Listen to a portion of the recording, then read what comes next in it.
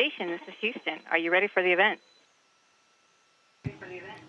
International Space Station is absolutely ready for the event. Clinton Global Initiative, this is Mission Control Houston. Please call station for a voice check.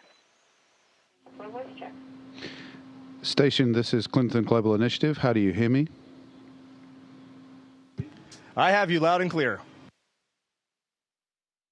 Station, please stand by for President Clinton. Okay, Jeff, we should have... First, I'd like to ask our resident astronaut, that is the one who's here, and he's been in space 3 times, but decided to stay on Earth with us today. Colonel Cady Coleman, are you here? Let's give her a big hand. How are you? Now, this says we have a minute until the space station. No, now it says it's live and available. I don't know. Maybe we're too busy to call Reid. Are we? Oh, I don't know. Let's see. Hey, Cady, I can hear you. I can hear you. Well, I know y'all have been tweeting. I wanted them all to myself for a little bit. that is Reid Wiseman. Tell him hello, everybody. Can you hear us? I think so. Yes, sir. Yeah, we hear you loud and clear up here on the That's space good. station. We hear you loud and clear up here on the space station. What do you want Americans back on Earth to know about the space station, about the role of governments and businesses from more than 15 countries who produced it, and what good is it today? What are you doing up there that we should care about and be grateful for?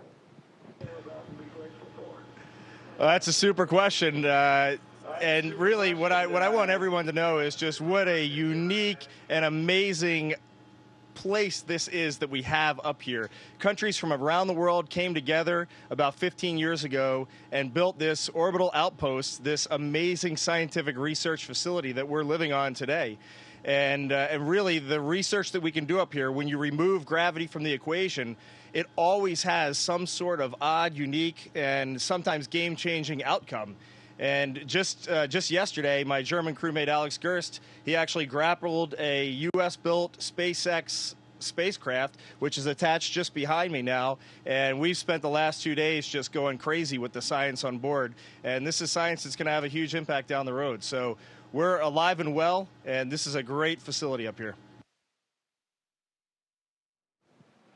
Something that I like to tell people is that, up in space, we're very far away. We're far away enough to have the big picture, and yet we're close enough to make a difference. And people often think that the things that we do up in space have to do with just space, but there's experiments like Reid is actually wearing. I can see some familiar, and I'll try to say beloved equipment right now. He's doing an experiment.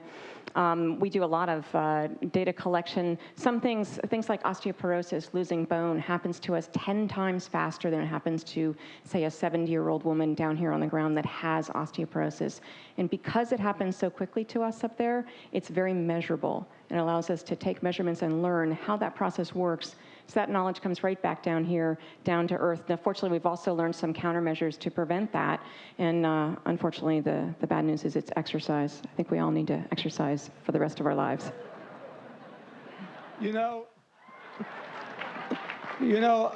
When we finished the space station when I was president, I spent a lot of your tax money on it if you're an American. I hope you'll forgive me. And I had to personally approve the oldest astronaut ever going up, John Glenn, who first went up in 1961 and then went up at the age of 77, and I approved it, and I sent an email to him in outer space. We wanted to study the effects of space travel and weightlessness on the aging process, but I don't want you to age too much on the osteoporosis front.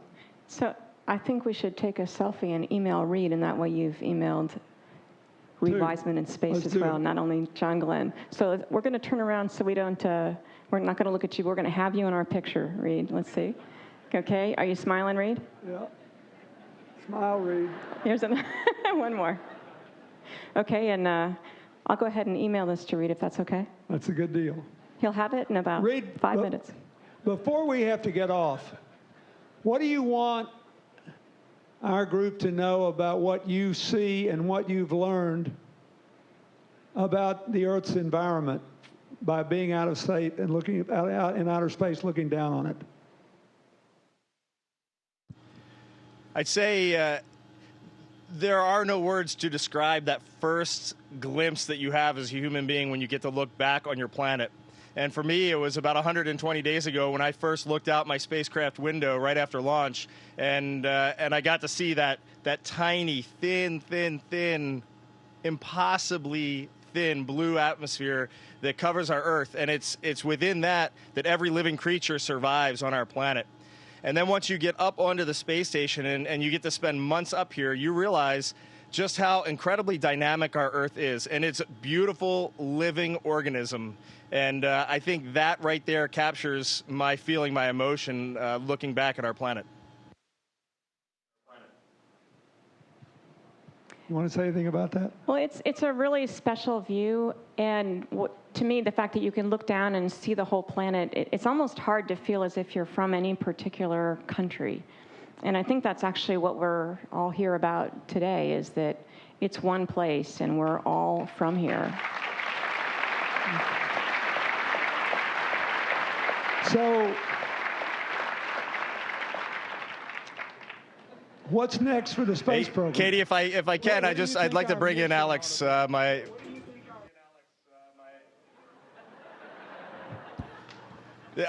figured since we're all one Earth that this is my crewmate Alex Gerst, and we have a Russian crewmate Max Sarayev who's down busy right now. We have a vehicle coming up tomorrow that I'll have a new crew of 3 on board, so he's down there preparing. So if Alex could just say hi real quick.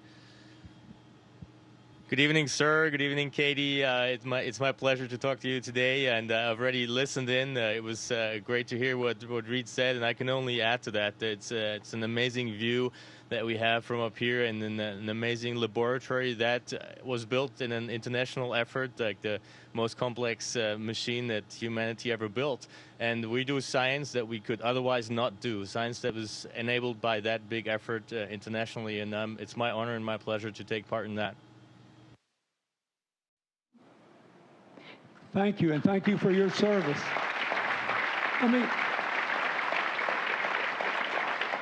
I know you're going to have to sign off in a minute, but what do you think the next frontier in space is? What's the most important thing we could do that would advance life on Earth if we found out certain things in outer space?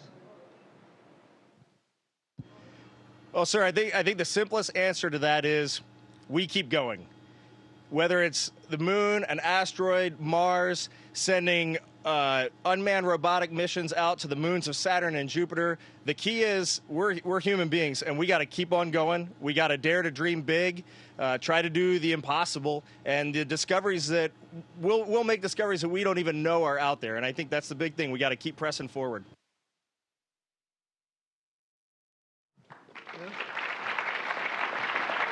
So I think we actually have until 22 after by our clock down here with you. Can you all talk about, this is an international space station. There's 15 countries officially. There's, I don't know, 90 or so, or any one given time doing experiments up there. But how do you get these countries all actually working together? Can you all talk about sort of there's the big government level, and then there's the level that we're at, even though we're up high on the station, where you really make things work. And can you all just talk about how it really works? So Cady, that's a great question, and I would say the way I would answer that, we're operators up here, but more than that, we're friends. And the 3 of us up here right now, we're all great friends. And really, when the rubber hits the road, we've got an American, a German, and a Russian who come together, and we just work to get the job done. And I think in the end, that's really what happens with these international cooperations, and that's what I really love about this. I have 2 best friends that I'll keep in touch with for the rest of my life, and then all the trainers. Really thousands of people across the world that I've met on this journey, and we're all great friends now. So when you get down right down to the bottom of people are people, we want to get the job done, and we want to have fun doing it.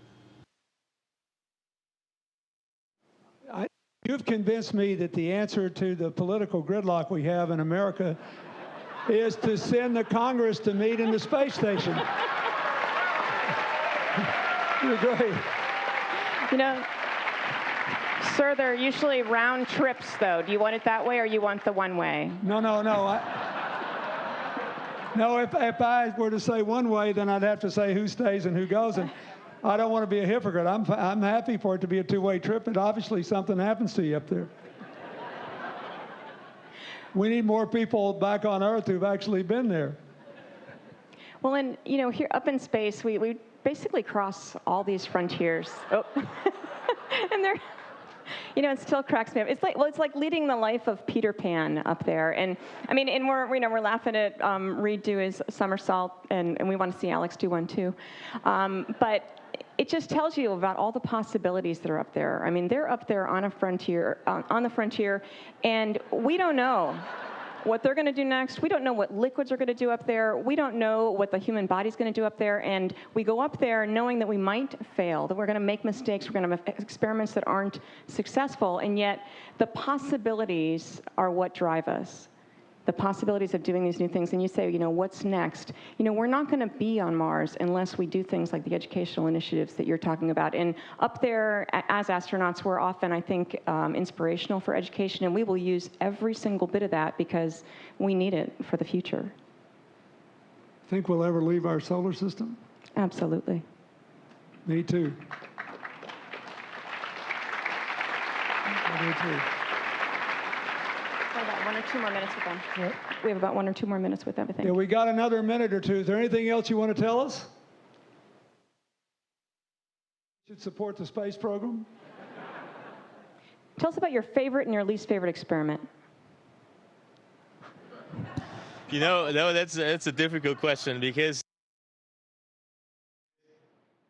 Uh-oh. Oh, There no. they go. You know, that's Let's my give fault. them a hand. Weren't they great? Sorry about that. That's okay.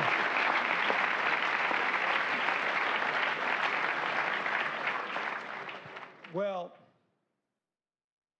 so we're going to Mars someday, where there might have been life at one time, right?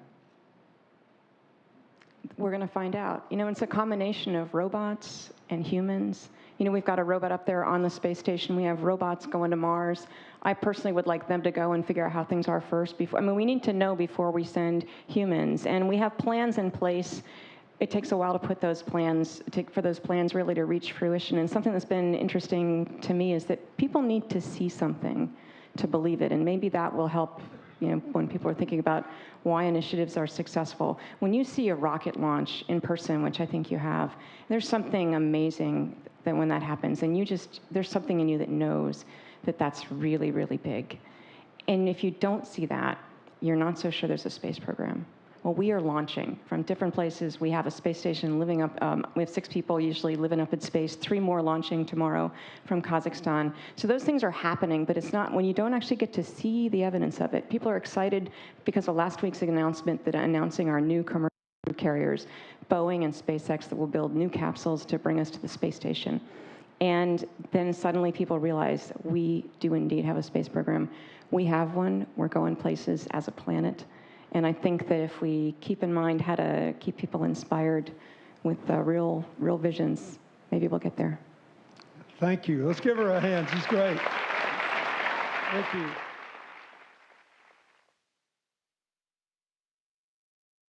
Station, this is Houston ACR. Thank you. That concludes our event. Thank you, Clinton Global Initiative. Station, we are now resuming operational audio communication.